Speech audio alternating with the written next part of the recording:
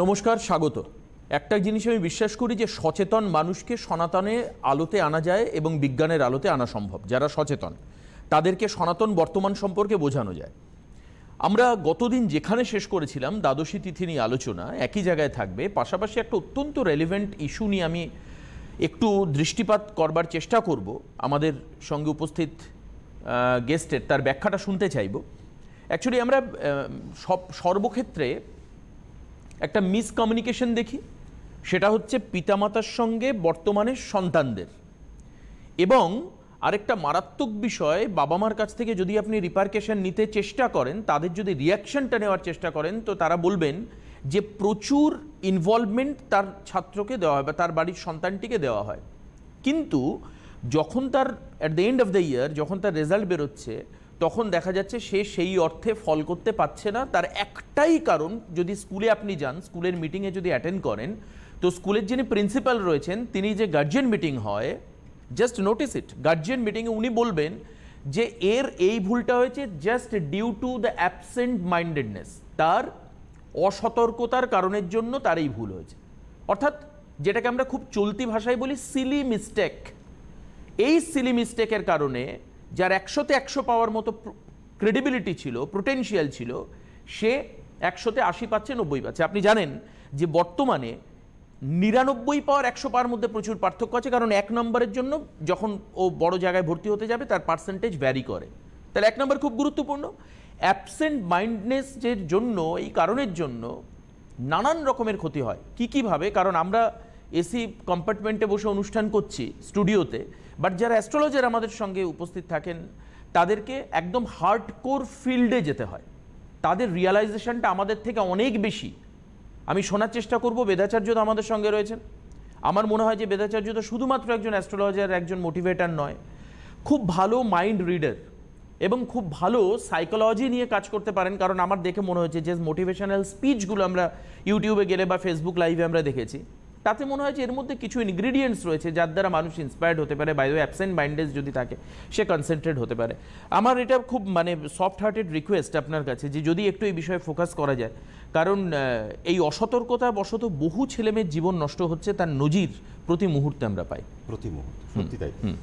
গত দিনেও আমি যে এলিমেন্ট নিয়ে যে প্রোগ্রামগুলো আমি করছিলাম, যে তত্ত্বগত একটা, যে গতকাল রাতে আমি আর একটা ভালো জিনিস আপনাদের মধ্যে সেটা শেয়ার করেছিলাম, সেটা হচ্ছে যে অগ্নি, পৃথ্বী, বায়ু, জল, আর তার মধ্যে একটা পরে সেটা হচ্ছে ইদার, অর্থাৎ আকাশ।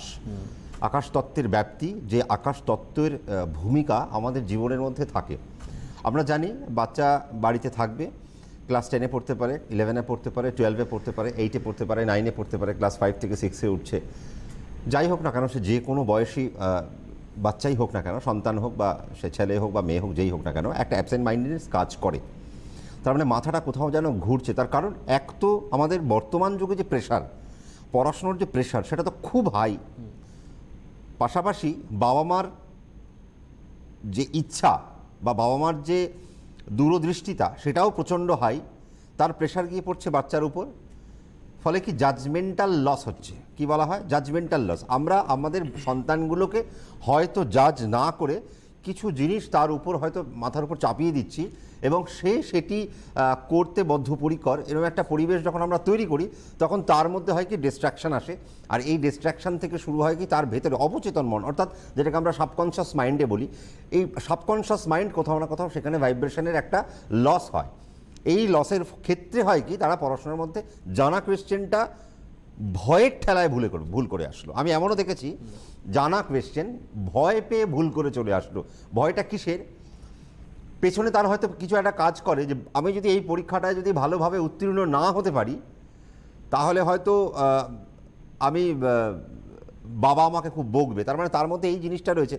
এবার এই জিনিসটা হয় কি, তার মধ্যে থেকে একটা করাপশন চলছে। আমি গতকাল রাত্রেবেলা আমি যখন এখান থেকে প্রোগ্রাম করে বাড়ি ফিরলাম, আমার ছেলে আছে, তো আমার ছেলেকে আমি যখন দেখলাম তার ডান্সের টিচার এসছে, তো ডান্সের টিচারের সব স্টেপগুলো সে ভুল করছে। আমি যখন তাকে চোখ গরম করে একটুখানি বললাম যে এবার যদি এটা ভুল হয় তাহলে এই জিনিসটা থেকে তোমাকে বিরত থাকতে হবে। তো যখনই এই কথাটা বললাম, আমি দেখলাম আমার সন্তান কিন্তু সেই জায়গাটায় স্টেপসটা ঠিক করলো।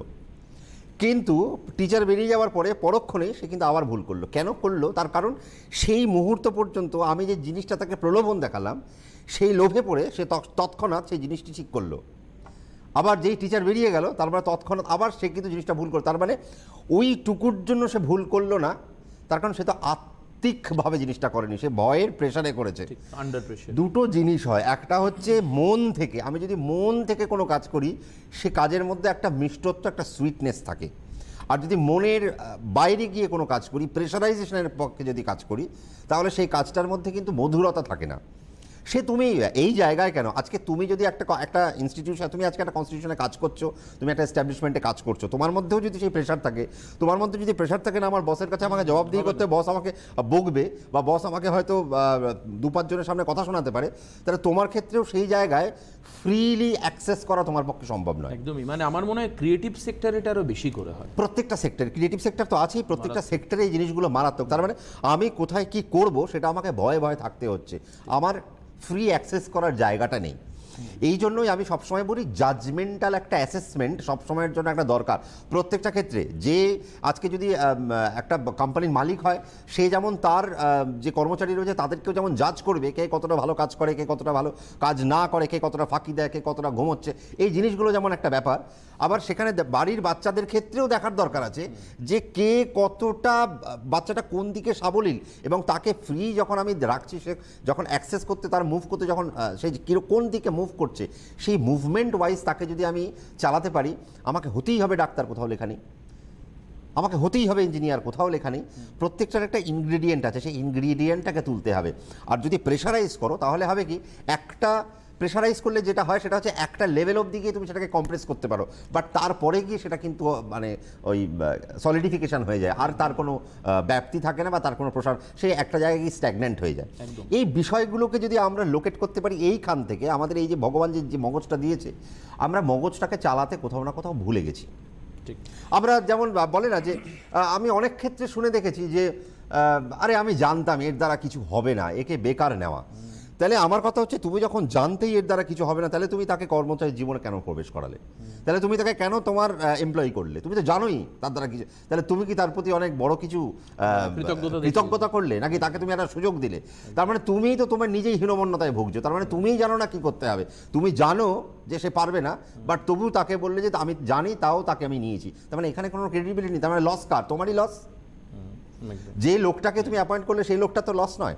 তো এটা প্রত্যেকটা বাচ্চার ক্ষেত্রে যেমন অ্যাপ্লিকেবল, প্রত্যেকটা মানুষের ক্ষেত্রে অ্যাপ্লিকেবল, আমার ক্ষেত্রে অ্যাপ্লিকেবল, দেবাশিসের ক্ষেত্রে আমি অ্যাপ্লিকেবল, যে ক্যামেরা পার্সন আমার সাথে বসে রয়েছে তার ক্ষেত্রে অ্যাপ্লিকেবল।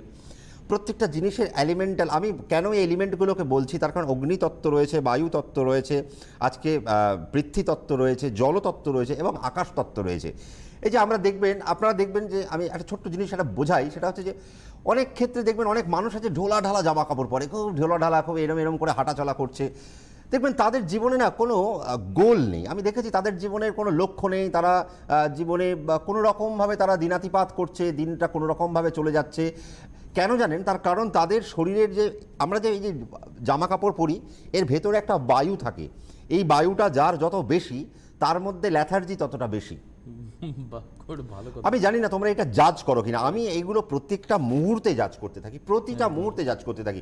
তুমি দেখবে যত ওই মোটা সোটা লোক খুব ঢোলা ঢালা জামা কাপড় পরেছে, তারা অনেক বেশি খায়, রাক্ষসের মতো তারা খাচ্ছে, তাদের গোল নেই, তারা শুধু খাবার দিকে তাদের মন, তাদের তাদের বিরাট বড় হওয়ার কোনো জায়গা নেই। কেন? তাদের বায়ু কি করে, একটা কনস্ট্রাকটিভ বায়ু, মানে হচ্ছে বায়ু বেশি থাকাও ভালো না, বায়ু কম থাকাও ভালো না। যদি বেশি বায়ু থাকে তাহলে তার ওয়েস্ট হচ্ছে, আর যদি কম বায়ু থাকে তাহলে তার মানে আপনার পারফেকশন নেই, আপনার জীবনে আপনি পারফেকশনিস্ট নন। দেখবেন এই যারা ওই যে স্লিম ফিটেড জামা কাপড় পরে, তাদের মধ্যে কিন্তু এই জিনিসগুলো থাকে। তো আজকে এই যে বায়ুতত্ত্ব, এই বায়ুতত্ত্বগুলো সবসময়, আজকে পৃথ্বীতত্ত্বের সাথে বায়ুতত্ত্ব বা জলতত্ত্বের কি সম্পর্ক, এই তত্ত্বগুলোকে আপনি মেলাবেন কি করে? আপনার জীবনটার মধ্যে 5খানা তত্ত্ব আছে, এই তত্ত্বগুলোকে কোনটা কোন জায়গায় ইনপুট করলে হবে কি, আপনি সেখান থেকে একটা বড় কিছু পাবেন। রাইট? ঠিক। এটা প্রত্যেকটা ক্ষেত্রে, এই জন্য আমি আমার যে সেমিনার বা ওয়ার্কশপ যেটা আমি করতে চলেছি, বা 8, 9, 10 এবং 11, 12, এটা আমি অ্যানাউন্স করবো খুব শীঘ্রই।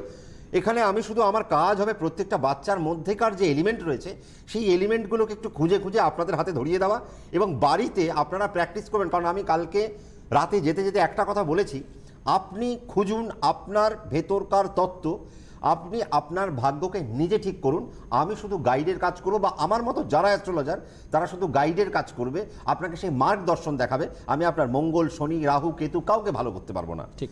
এভরিথিং ডিপেন্ডস অন ইউ, সব কিছু আপনার হাতে রয়েছে, জাস্ট ফাইন্ড ইট। কিভাবে সেটাকে, how to decorate it, it's up to you. মানে বেদাচার্যদা, এক্ষেত্রে কি আমার তো একটা নর্মাল অবজারভেশন থাকে, আরেকটা হচ্ছে অ্যাস্ট্রোলজিক্যাল অবজারভেশন, মানে দুটোর একটা কম্বাইন্ড ফর্ম দিয়ে আমাকে লক্ষ্য রাখতে হবে। একদম ঠিক। ইতালি একজন বিখ্যাত দার্শনিক বলেছিলেন যে পেশা তখনই তুমি পেশাগত ক্ষেত্রে বিখ্যাত হবে যদি পেশা তোমার নেশা হয়, আর শুধু যদি পেশা পেশা হয় তাহলে সেক্ষেত্রে কোনো সময় তুমি শাইন করতে পারবে না, তুমি ঘুমিয়ে থাকবে কোনো একটা পার্টিকুলার ঘরে গিয়ে। তো যাই হোক, কে রয়েছেন আমাদের সঙ্গে ফোনে কথা বলবো? হ্যালো হ্যালো হ্যালো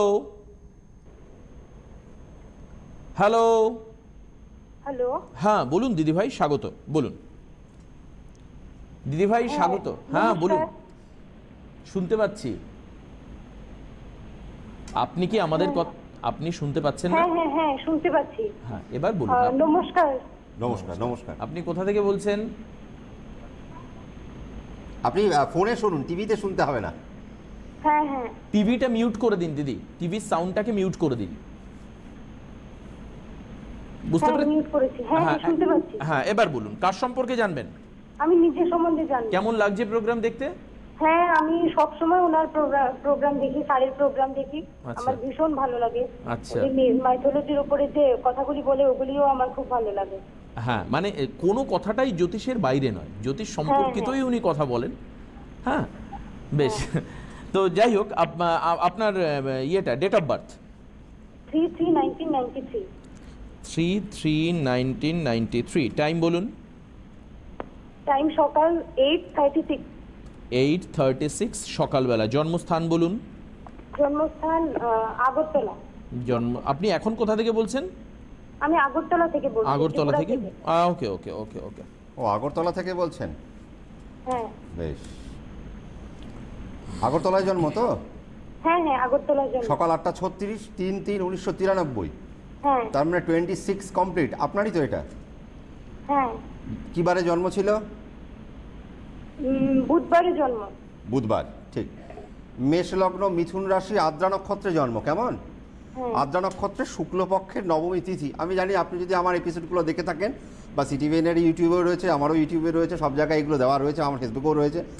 নবমী তিথি নিয়ে আমি অনেক কিছু বলেছি। নবদুর্গার একটা সম্মেলন, অর্থাৎ যেখানে চন্দ্র খুব ভালো থাকে, চন্দ্র যেখানে অ্যাফ্লিক্টেড নয়, কারণ শুক্লপক্ষে চন্দ্র কখনো অ্যাফ্লিক্টেড থাকে না। নবমী তিথি তার মানে নবদুর্গার একটা সম্মেলন, অর্থাৎ সেখানে একটা পেশেন্স কাজ করে। পেশেন্স অর্থাৎ খুব জটিল পরিস্থিতিকে নিজের করায়ত্ত করে সেই জায়গায় উত্তীর্ণ হওয়া। এটা নবমী তিথির একটা কি বলবো, সুন্দর একটা ভালো জায়গা, দিক একটা। প্রীতি যোগে জন্ম, কৌলবকরণ। তাহলে কৌলবকরণ মানে মঙ্গলের করণ। তাহলে আপনার আদ্রা নক্ষত্রে জন্ম, কৌলবকরণ।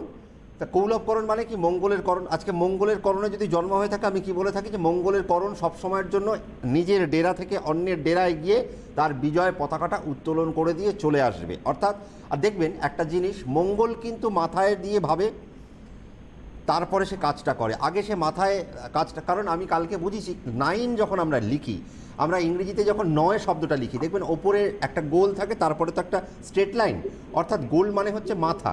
আমরা যখন 6 লিখি, 6 যেমন আগে একটা দাগ দিই, তারপরে একটা নিচে গোল দিই, অর্থাৎ শুক্র ভোগী। আমরা 6 সংখ্যার সাথে শুক্রকে রিলেট করে থাকি, 9 সংখ্যার সাথে মঙ্গলকে রিলেট করে থাকি। এই 9 মানে আগে গোল, অর্থাৎ যত জ্ঞান রয়েছে সেগুলো আমার মাথায়, আমার এই হার্ড ডিস্কে রইল, কিন্তু তারপরে তার অ্যাপ্লিকেশান। আর শুক্র কি করছে? শুক্র আগে তার পথ নিয়ে তারপরে সে সমস্ত কিছু তার পেটে রাখলো। তার মানে মস্তিষ্কে রাখা আর পেটে রাখা দুটোর মধ্যে কিন্তু পার্থক্য রয়েছে। পেটের জিনিসটা কিন্তু অ্যাপ্লিকেবল সব জায়গায় নয়, কিন্তু মাথাটা সবার আগে কাজ করে, তাই তো? তার মানে এই যে কৌলবকরণের যারা জাতক বা জাতিকা, তারা, আমি কেন এই কথাটা ওকে বোঝালাম, আমার মনে হয় এরা যদি অ্যাডমিনিস্ট্রেশন ডিপার্টমেন্টকে হোল্ড করে থাকে, এরা যদি গভর্নমেন্টের কোনো কি বলা যায়, ওইটা কি বলা যায়, অ্যাডমিনিস্ট্রেটিভ সেক্টর না, কমিউনিকেটিভ সেক্টরে যদি কোনো জায়গায় কাজ করে, কমিউনিকেটিভ সংযোগকারী কোনো জায়গায় যদি কাজ করে, তাহলে কিন্তু এই ধরনের জাতক বা জাতিকার ক্ষেত্রে জিনিসটা অত্যন্ত শুভকর। কেমন? কিন্তু ঘটনা হচ্ছে চরণটা কত, এক। চরণ যখনই এক, তার মানে হবে, কিন্তু লেটে হবে, বা একটা অসম্পূর্ণ হওয়ার একটা জায়গা কিন্তু থাকলো। আদ্রা নক্ষত্র তার মানে খুব সিক্ত। এর মধ্যে কি কি এলিমেন্ট রয়েছে? এলিমেন্ট রয়েছে একটা বায়ুর এলিমেন্ট, একটা রয়েছে জলের এলিমেন্ট, তার মানে জল আর বায়ু। তাহলে জল আর বায়ু যদি এক জায়গায় হয় কি হয়? বুদবুদ তৈরি হয়, অর্থাৎ আশা বা লিপ্সা কোনোদিন শেষ হয় না, অর্থাৎ এখান থেকে হতাশা তৈরি হতে পারে। আপনার জীবনের ইচ্ছে বা চাহিদা আপনার কোনোদিনই শেষ হচ্ছে না। কি বললাম, বুঝতে পারলেন? হ্যাঁ হ্যাঁ, কি নাম বুঝতে আপনার? কি- আপনার নাম কি কি? নাম? হ্যাঁ, নাম রুম্পি দাস। রুম্পি দাস। রুম্পি, আপনি আপনার জীবনের যে ঘটনাগুলো তার সঙ্গে আজকের প্রেডিকশনকে রিলেট করতে পাচ্ছেন কি? হ্যাঁ হ্যাঁ, ঠিক বলেছেন একটু স্যার। রেসপন্সিভ হলে কি আমাদের ক্ষেত্রে সুবিধা হয় সুবিধা হয়। বুঝতে? হ্যাঁ, বুঝতে- হ্যাঁ। হ্যাঁ বা নাতেই উত্তর দিন, কোনো অসুবিধা নেই যে আপনাকে হ্যাঁ বলতে হবে, মানে যে ব্যাখ্যাটা রয়েছে তাতে হ্যাঁ বা নাতে আপনি কি করতে চাইছেন জীবনে, আপনার প্ল্যানিং কি? আমি বিটেক করেছি কেমিক্যাল ইঞ্জিনিয়ারিং এর উপরে। আচ্ছা, বেশ। তো এখন আমার জব হচ্ছে না আর কি। কোথায় জবের জব জন্য- করতে চাইছেন, সরকারি না বেসরকারি? হ্যাঁ, গভর্নমেন্ট জবই করতে চাইছি। হ্যাঁ, তার কারণ দশমে শনি বসেই রয়েছে, আমি তো দেখলাম। যেমন আমি তো এর আগেই বলে দিয়েছি, যখনই আপনার লগ্নের দশমে যদি শনি থাকে, লগ্নের দশমে যদি রবি থাকে, লগ্নের দশমে যদি বৃহস্পতি থাকে, বা এদের ছোঁয়া থাকে, তাহলে দেখবেন এই সমস্ত চার্টগুলো একটু গভর্নমেন্ট কেন্দ্রিক হয়। কিন্তু আমি সিটিভেনের পর্দায় আপনাকে হলফ করে বলবো না যে আপনার গভর্নমেন্ট সেক্টরের চাকরিটা হবেই। তার মধ্যে এর মধ্যে কিছু শর্তাবলী, টার্মস অ্যান্ড কন্ডিশন অ্যাপ্লাইড, কেমন?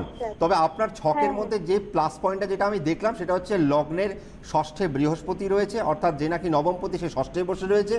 ষষ্ঠে যখন, অর্থাৎ নবমপতি এবং দ্বাদশপতি যদি ষষ্ঠে বসে থাকে, সবার ক্ষেত্রেই যেটা প্রযোজ্য সেটা আপনারা সবাই জানতে পারেন যে এক্ষেত্রে সেন্ট্রাল গভর্নমেন্টের একটা যে চাকরির যে ব্যাপার, এই জায়গাটার অনেক অংশটা খুলে যায়।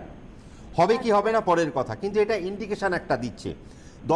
দশমপতি দশমেই বসে রয়েছে, তাহলে গভর্নমেন্টের চাকরির একটা সুযোগ তো রইলই, এবং নবম দ্বাদশ যখনই ষষ্ঠে কানেক্টেড হয়ে গেল, তার মানে তার মধ্যে কি হলো, একটা গভর্নমেন্ট অর্থাৎ সেন্ট্রাল গভর্নমেন্টের চাকরির একটা ইন্ডিকেশন ভরে গেল। এবং শুধু তাই না, সপ্তমপতি সেও দ্বাদশে বসে রইল, তার মানে আপনার কর্মটা হবে কোথায়? বাড়ি থেকে অনেকটা দূরে গিয়ে। এবার যদি অ্যানালাইসিস বা অ্যানালিটিক্যাল পার্টে যদি আমি আসি, লগ্নের অষ্টমে রাহু বসে রইল, লগ্নের দ্বিতীয় কেতু বসে রইল। সমস্যাটা হবে কি জানেন? আপনি চাইলেন তো অনেক কিছু, তার কারণ আপনার চরণ ওইদিকে এক, এদিকে দ্বিতীয় রইল আপনার কেতু। দ্বিতীয় মানে হচ্ছে কি, আপনার 7-এর 8, অর্থাৎ আপনার 7-এর পরিস্ফুট, অর্থাৎ আমরা যে ফুলের একটা কুড়ি থাকে, তো এই কুড়িটা তো ফুটতে হয়। কুড়িটা যদি না ফোটে তাহলে কি হবে? সেটা ফুলের মতো যে আকার বা তার যে সুন্দর গন্ধ সেটা তো আসবে না, বা সুবাস বা শোভিত ব্যাপারটা আসবে না। তাহলে আপনার দ্বিতীয় ভাবটি কিন্তু একটুখানির জন্য হলেও একটু অসুবিধার মধ্যে পড়ে গেল, তার কারণ কেতু সেখানে বসে রইল। কেতুকে ব্ল্যাক অ্যান্ড হোয়াইট, অর্থাৎ অন্ধকারের কারক গ্রহ। আপনার ক্ষেত্রে একটা ভালো জিনিস আমি আবারও আরেকটা জিনিস আজকে শেখাই, সেটা হচ্ছে যে কেতুকে আমরা কি শ্যাডো প্ল্যানেট বলে থাকি। আমাদের কালারের মধ্যে কোনটা শ্যাডো বোঝায় বলতে পারবেন? হ্যাঁ, black colour.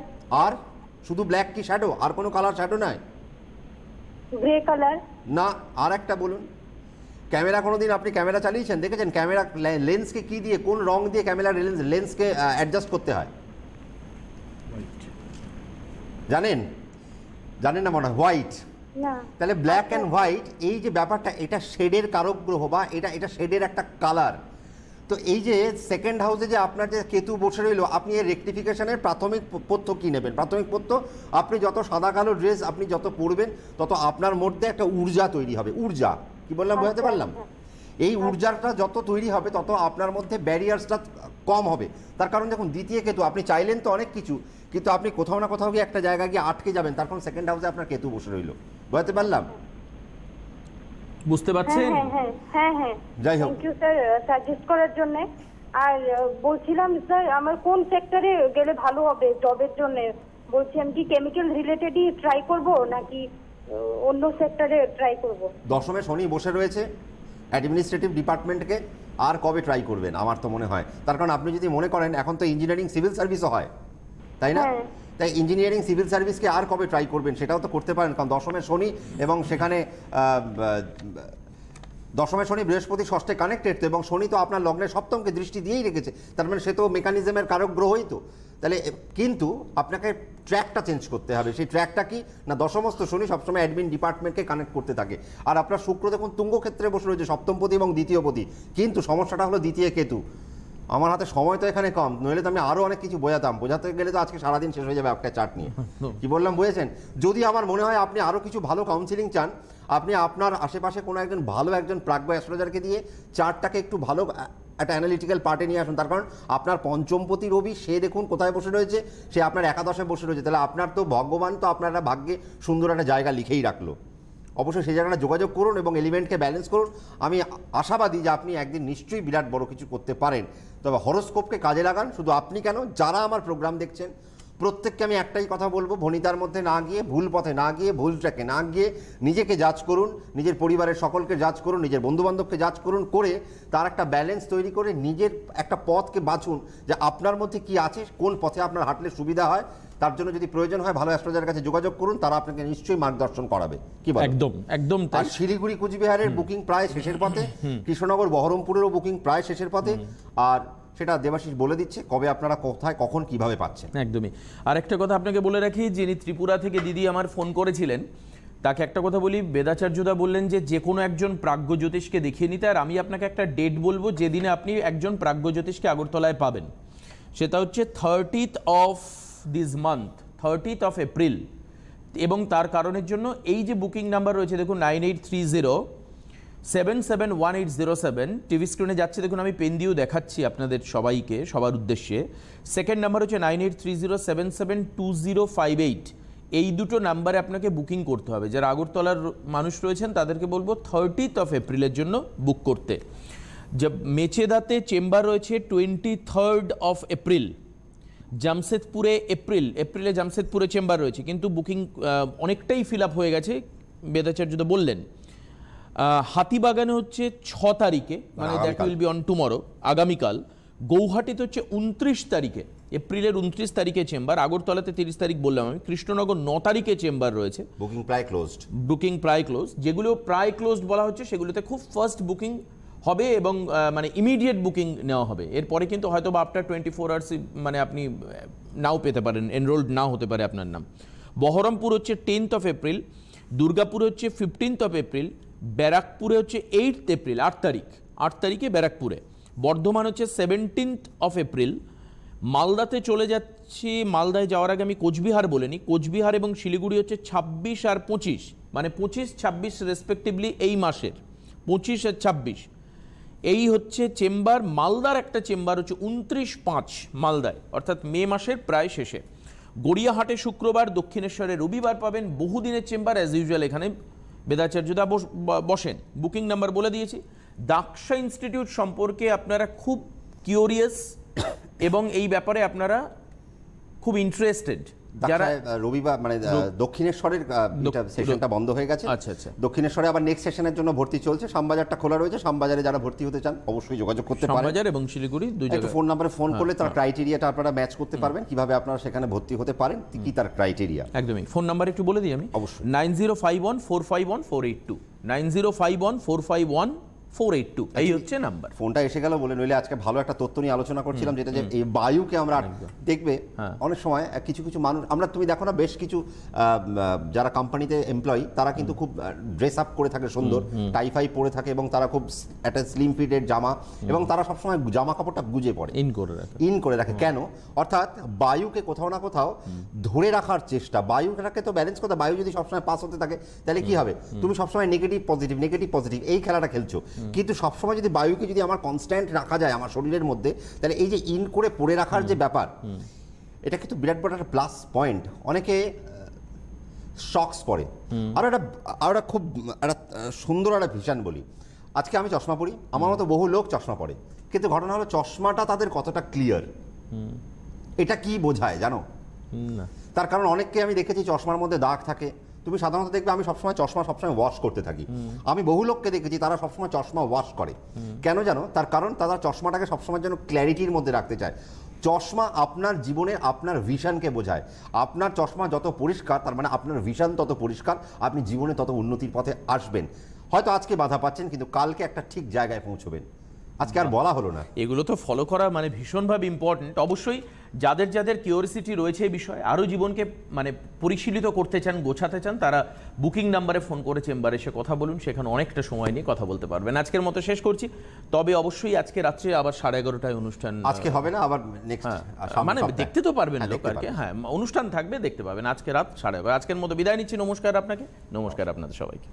Daksha মাইথিক world of astrology, মাইথোলজির বিজ্ঞানসম্মত তথ্য জেনে আদি সনাতন জ্যোতিষ শেখার একমাত্র প্রতিষ্ঠান দক্ষা। বাস্তু, হোরা, সংখ্যাতত্ত্ব ইত্যাদি শিখতে যোগাযোগ করুন 9051451482, 9830281718।